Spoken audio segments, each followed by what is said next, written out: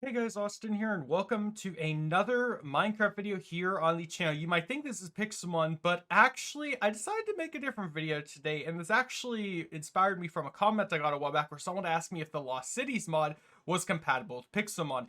And it got me thinking, why don't I make a video talking about it? Considering we can actually do this, I figured I'd make it into a whole video. So yeah, today I'm going to be talking about the compatibilities between the Pixelmon mod and the Lost Cities mod, sort of what each mod does individually and how they work together. And if you guys enjoy the Minecraft videos, the Pokemon videos, the mod videos, consider leaving a like on this video, subscribing if you're doing. Let me know in the comments down below if you'd like me to continue doing more videos like this. And let's hop right into first things first. I'm gonna set it today because I hate whenever you start a new world and Minecraft sets the clock to like right at sun up. I get why they do it, but it's just kind of annoying. So first and foremost, if you guys have never seen the Pixelmon mod before, it adds Pokemon to Minecraft. I have about 1 billion videos on the channel about it. I recommend watching one before watching this. As for the Lost Cities mod, I reviewed it a few times on the channel. It essentially adds in massive city generations into your world. You can sort of toggle and configure how often you want the cities to spawn, etc. Again, I go over that in those videos. But what I wanted to see is the compatibility between the two in terms of generation. And already I'm seeing a bit of a issue, we'll say, right there. But other than that, I am going to just sort of be flying around and seeing. The most important question is, do Pokemon spawn in the Lost Cities? And the answer is yes. I mean, why wouldn't they? If you guys don't know, Pokemon spawn in Pixelmon based on the biomes that you are in. And as long as there is grass or whichever block they're designated to spawn on, they can spawn. So if you're thinking of, oh, well, what if no Pokemon spawn in the cities? They will, do not worry.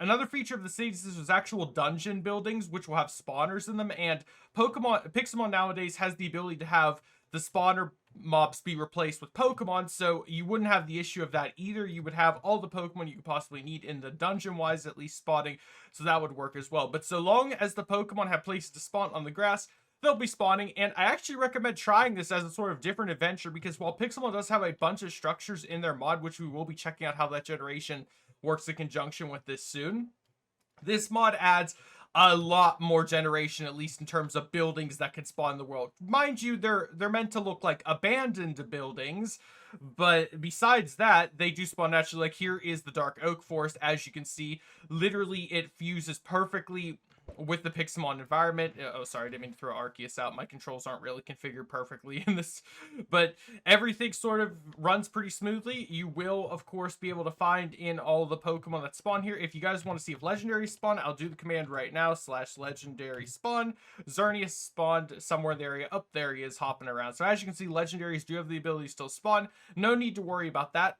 Now, let me actually see if we can locate some of the Pixelmon buildings that we might want to look at. Maybe a gym or two, maybe. Let's go to the grass gym and see if we can actually find them. See how it generates, I should say. So here's the grass gym, and I'm already noticing, yeah, it generated right on top of a city as well.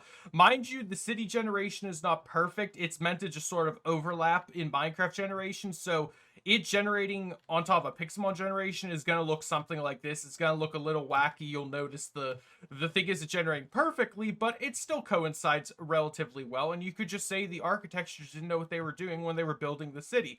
Either way, it still works pretty fine there. I wanted to see if something else like a graveyard maybe, so let me do the locate command again, but this time I wanted to look up like a graveyard.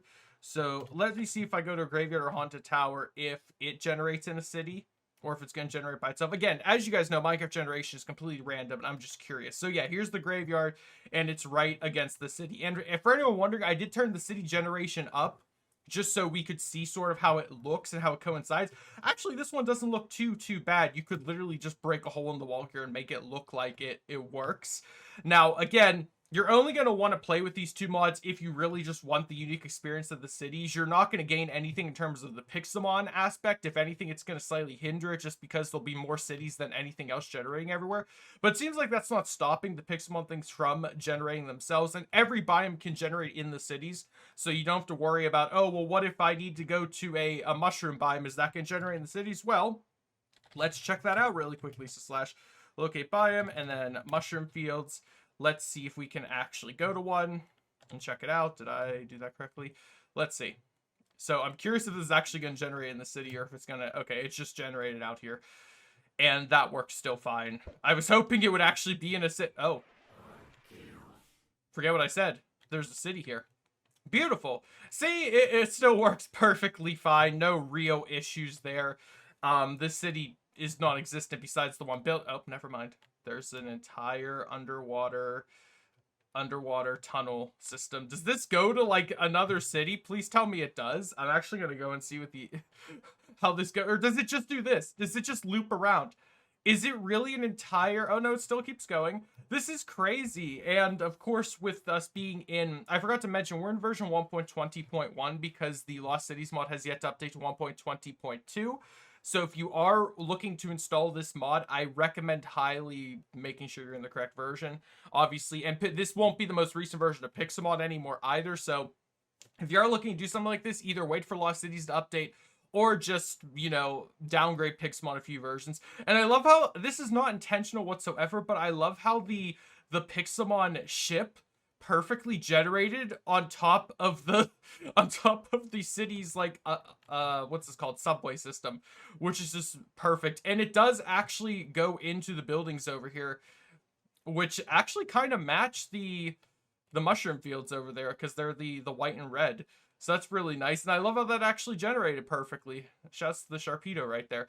But I don't really have anything else really to show off. I think this perfectly encompasses Pixelmon with the Lost Cities mod. Now, if you're a person that does not have a good computer, if you're like just barely able to run Pixelmon or the Lost Cities mod by itself, you're probably not going to be able to run it combined. I'm just going to tell you guys that right now. I have a pretty good computer, so I'm able to run and generate the chunks pretty well. But if you're a person that lags normally, these are two mods that take up a lot of generation resources for Minecraft to run on your PC. So just keep that in mind. Either way, though, that's going to do it for this video. I don't exactly know what the thumbnail or title are going to look like, but I hope you guys did watch until the end. If you did, consider leaving a like, subscribing if you're new. Leave a comment down below next to this Mega Blaziken boss, and let me know what you think about this. Do you think this would be something cool to embark on? Maybe do a series on it at some point if I run out of ideas on the channel? Let me know in the comments down below.